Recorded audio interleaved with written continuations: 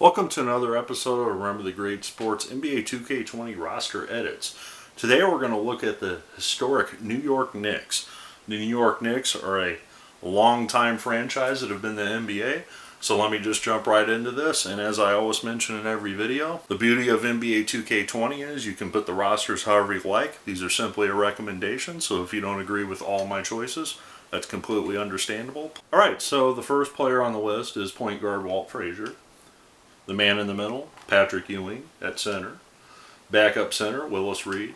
Richie Guerin, who actually was not on the game originally, and this is the first time he's been on the game, so it's pretty neat to have him on the all-time Knicks roster. Dave DeBusschere at power forward / small forward. He can play either forward position.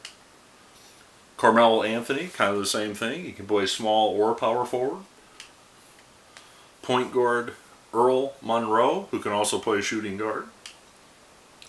Bernard King, small forward. Michael Ray Richardson, point guard. Shooting guard Allan Houston. Amar'e Stoudemire, power forward center. Shooting guard John Starks. Dick Barnett, shooting guard small forward. The Oak, Charles Oakley at power forward center. And power forward center Kristaps Porziņģis. So I make 3 recommendations for this roster. I delete 3 players. And the reason I delete these players, I replace them with all Hall of Fame players. And the 3 Hall of Fame players were longtime Knicks. They played for the Knicks for multiple seasons. And Kristaps Porziņģis, for example, only played 3.5 seasons with the Knicks.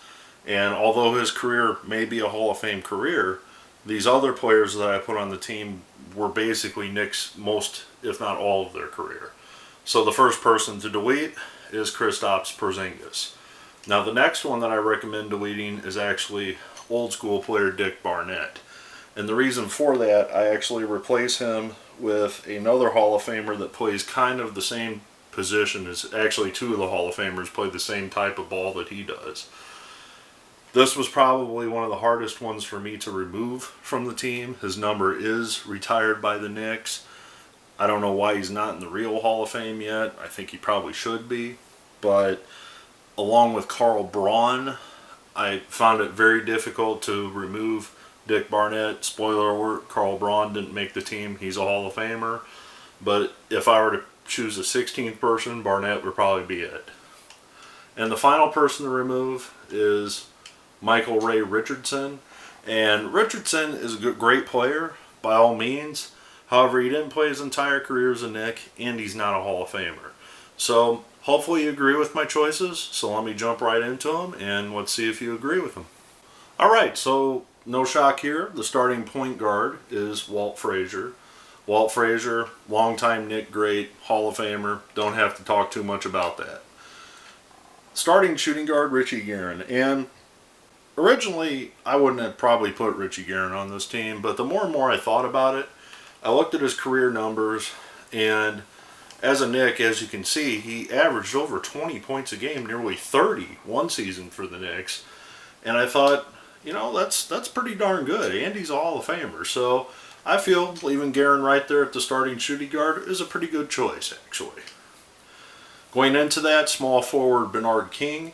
I chose with this Knicks team to go a little bit smaller, and that is completely up to you. I would recommend, depending on matchups, you know, depending on who the power forward is, say like Karl Malone or somebody like that, you may want to consider getting a different power forward than Carmelo Anthony and move Anthony to the small forward position.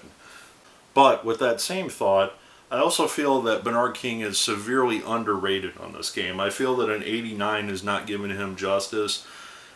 When Bernard King was on the Knicks, he was one of the top, if not the top player in the NBA. And he severely injured his leg, and he did come back from his leg injury with other franchises and actually was a pretty good player, just not at the level that he was before the injury. But if he wouldn't have gotten injured, you would be talking about one of the greatest players ever to play the game, probably. So that's why I feel that he belongs in the starting lineup on the Knicks. And if you don't believe me, just check out some YouTube videos of Bernard King on the Knicks, and you'll see what I'm talking about. So Carmelo Anthony's your starting power forward then. And again, like I said, if you want to go bigger, you definitely could just bump King out of the lineup. Anthony's a great player, was with the Knicks for many seasons before he kind of became a journeyman towards the end of his career now. But definitely a great player for the Knicks. The man in the middle, the fierce and intense Patrick Ewing. Who else? Greatest Knicks center ever to play the game. Backing him up, Willis Reed, the Hall of Famer from the 1970s era Knicks. Definitely a great backup. That same token, Dave DeBusschere, his teammate, also of the 1970s Knicks.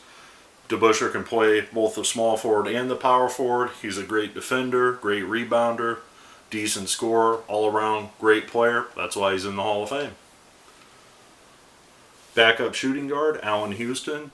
The guy can light up threes from beyond the arc. Definitely want to have that guy coming off the bench if you need some three-point shooting. Point guard, Earl the Pearl Monroe. He played a lot more shooting guard on the Knicks after his tenure with the Bullets, but definitely a very formidable backup point guard, but also can play the shooting guard if needed. Now this is the first addition to the game, to the lineup, and that is Hall of Famer Willie Naulls, small forward. He played for the Knicks, and he also played for the Boston Celtics. He just got into the Hall of Fame, I believe, last year, I want to say. The Knicks have yet to retire his number, but I would imagine that's probably coming pretty soon now that he's in the Naismith Hall of Fame. But Naulls was one of those small forward, 6'6" type guys that did just about everything right.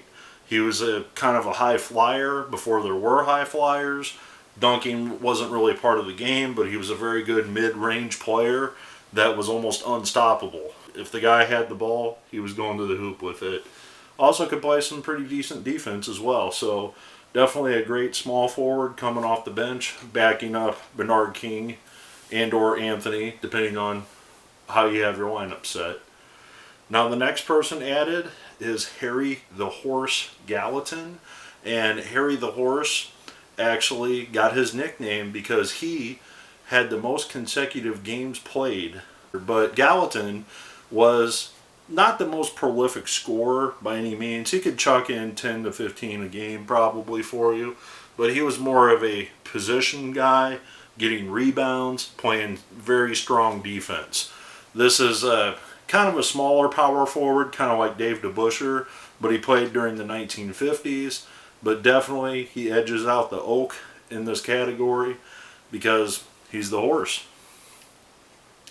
Now John Starks is your shooting guard. He can also play backup point guard. So like Earl the Pearl, you can put them at either guard position. They can do a pretty good job.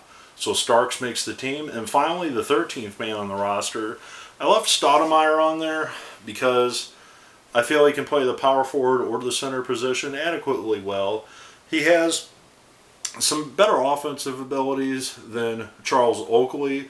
I still left Oakley on the team, so I feel like Stoudemire and Oakley are very interchangeable.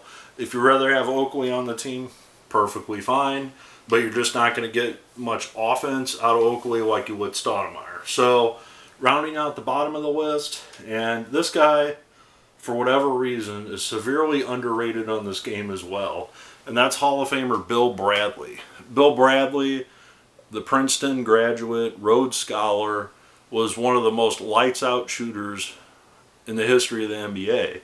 And for whatever reason, the creators of NBA 2K just don't give him the higher ranking numbers that I think he really deserves. I mean, his base skills, I want to say, on the 1970s Knicks team, it's like in the 70s or something. And I had to increase, his scores to 86 to make him an 86, but it's like, how can a Hall of Famer only have like a 70-something rating when he's in the prime of his career? I mean, I would understand, obviously, for example, somebody that's at the bottom of their career and they're about finished, but he's only 28 years old on this game, and they rank him like in the 70s as a player. And I'm like, really? He's a Hall of Famer, and he's one of the best players in Knicks history. So how can he only be a 70-something as a rating? So who coaches this team? The great Red Holzman. Red Holzman was the coach for a long time with the Knicks. He brought them their championship in the 70s. Coach for a long, long time. I want to say he played before he was a coach, but that definitely is the person that I would have running the ship, so to speak. So hopefully you agree with my starting lineups for the Knicks. Hopefully you agree with my additions of those 3 Hall of Famers. I look forward to your comments below. Thanks for joining me for another episode.